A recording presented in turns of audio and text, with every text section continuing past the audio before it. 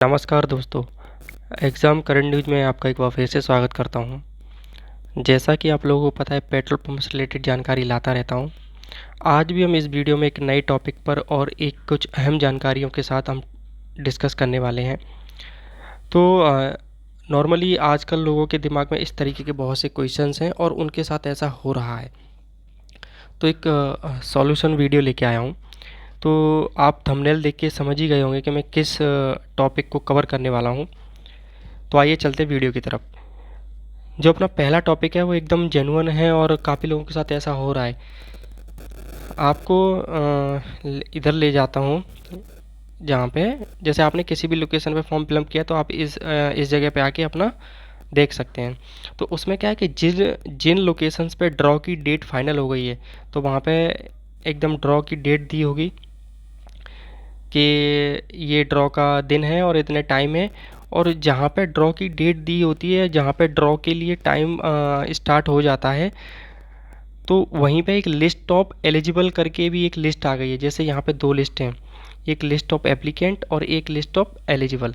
तो जो list of eligible है वो वो ऑप्शन आया है जहाँ पे ड्रॉ की डेट फाइनल हो गई है। तो क्वेश्चन क्या है कि जैसे लिस्ट ऑफ एलिजिबल में नाम है, जैसे लिस्ट ऑफ एलिजिबल में इतने लोगों के नाम हैं। तो यहाँ पे क्या है कि लिस्ट ऑफ एलिजिबल में नाम तो है लेकिन मेल नहीं आया है ड्रॉ के लिए मेल नहीं आया है। जैसे मान लो कि ये लिस्ट ऑफ एलिजिबल है, यहाँ पे 6 लोगों को एलिजिबल कैंडिडेट माना है और ड्रॉ के लिए इनको बुलाया है।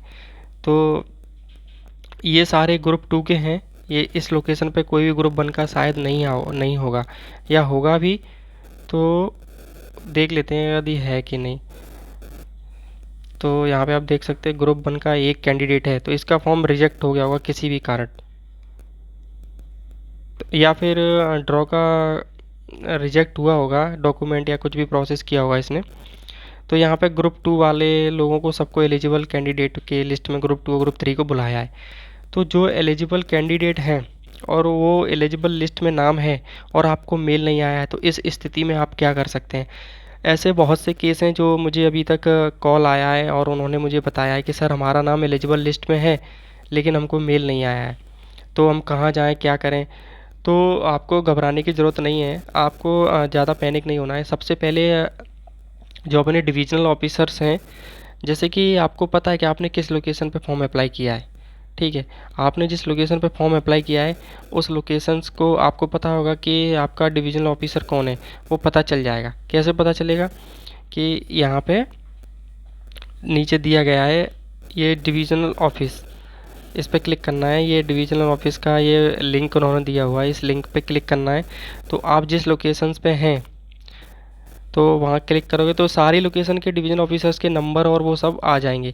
तो जैसे मान लो ये आगरा डिवीज़न ऑफिस है, अहमदाबाद है, अजमेर है, ये पूरी लिस्ट है। तो आप इनको कांटेक्ट कर सकते हैं। कांटेक्ट पे अगर सेटिस्फेक्शन होता है, आपको नहीं होता है, तो आप इनके ऑफिस जा सकते हैं, ऑफिस के एड्रेस पे जा सकते हैं। तो वहाँ पे आपको जाके बोलना है कि कॉल करते हो तो आप उनको बोलना है कि सर मेरा एलिजिबल लिस्ट में नाम है लेकिन मुझे मेल नहीं आया है। तो किसी टेक्निकल एरर की वजह से मेल नहीं आया होगा तो वो आपको रीमेल करेंगे। और अगर फ़ोन पे आपको सॉल्व नहीं हो रहा है तो आप उनके ऑफिस में जाकर विजिट कर सकते हैं, ऑफिस के एड्रेस पे जाके विजिट कर सकते हैं।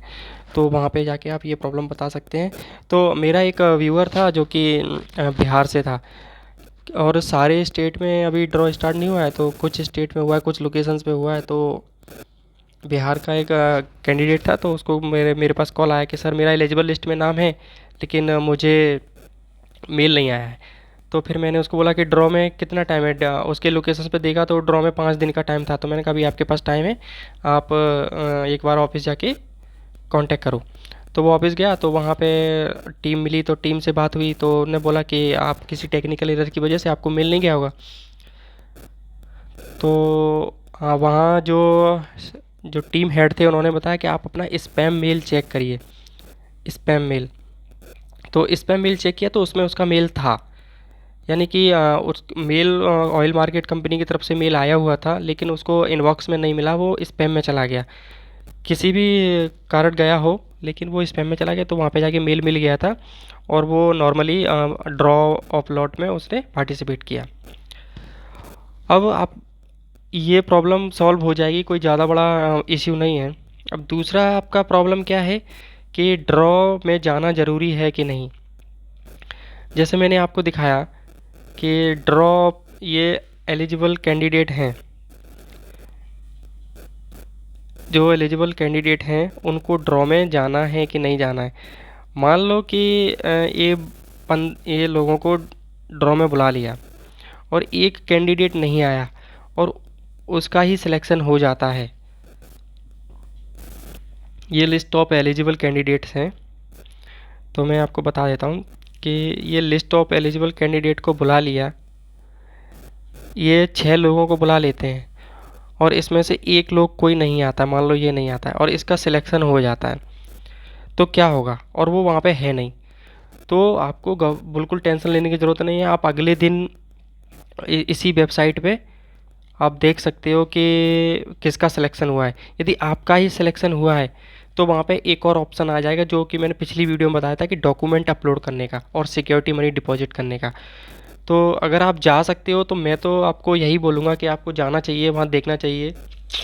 वहाँ पे सारा प्रोसीजर बहुत ट्रांसपेरेंट है और आप किसी भी इमरजेंसी के बेसिस पे अगर नहीं जा पा रहे हो तो कोई इतना बड़ा इश्यू भी नहीं है। आप जैसे आपका सिलेक्शन होता है तो आपको मेल भी आएगा और मेल के साथ साथ आप वेबसाइट पे जाके सिलेक्ट कैंडिडेट का ड्रॉ का रिजल्ट भी देख सकते हो।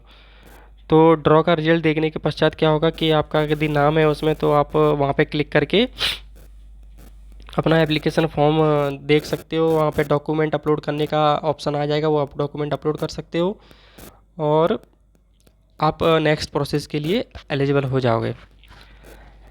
और अब चलते हैं दूसरे सवाल की तरफ। यदि आप एलिजिबल लिस्ट में नाम है, मेल नहीं आया है, ओके प्रॉब्लम, अटेंड नहीं किया तो भी प्रॉब्लम, ओके। लेकिन मान लो कि आपने सिक्योरिटी मनी डिपॉजिट कर दिया, आपका सिलेक्शन हो गया, सिक्योरिटी मनी डिपॉजिट कर दिया और नेक्स्ट प्रोसेस के लिए आप रेडी हो और नेक्स्ट प्रोसेस अब 45 डेज़ में कंप्लीट हो जाती है। नेक्स्ट प्रोसेस होती है फील्ड वेरिफिकेशन, डॉक्यूमेंट वेरिफिकेशन। जब डॉक्यूमेंट अपलोड करोगे उनका वेरिफिकेशन होगा और उसके बाद एलिजिबल लिस्ट बनेगी। एलिजिबल कैंडिडेट, आपका नाम डिसाइड होगा कि आप एलिजिबल हो कि नहीं हो। तो उस केस में क्या करना है कि सारे डॉक्यूमेंट्स को बहुत ही क्लियर और एकदम जेन्युइन अपलोड करना चाहिए, जो कि मैंने आपको पिछली वीडियो में बताया था कि खसरा नंबर है वहाँ पे खसरा नंबर ही, खसरा खतौनी ही अपलोड करें और जहाँ पे स्केच है वहाँ पे स्केच ही अपलोड करें। लोग ये बहुत ही सिली मिस्टेक्स कर रहे हैं कि एक आप मेरे वीडियो पे कमेंट भी देखोगे कि एक कमेंट किया हुआ है कि सर डॉक्यूमेंट वाइस वर्सा, मतलब इसकी जगह वह है और उसकी जगह यह है, मतलब उसने खसरा खतौनी की जगह स्केच अपलोड कर दिया, स्केच की जगह खसरा खतौनी अपलोड कर दी। तो सर अब इस स्थिति में क्या करूं। तो मैंने उसका लॉगिन किया तो देखा कि वहाँ पे अपलोड करने का ऑप्शन आ रहा था, तो दोबारा से भी अपलोड कर सकते हैं। यदि आपका अपलोड करने का टाइम निकल गया है तो आप मेल कर सकते हैं उनको, ऑयल मार्केट कंपनी को मेल करके आप पूरा अपने सारे डॉक्यूमेंट अटैच करके और लिख के अपना कि मेरा एप्लीकेशन नंबर ये है, मैं इस लोकेशन के लिए अप्लाई किया था और मेरे डॉक्यूमेंट थोड़ा गलत फॉर्मेट में अपलोड हो गए हैं।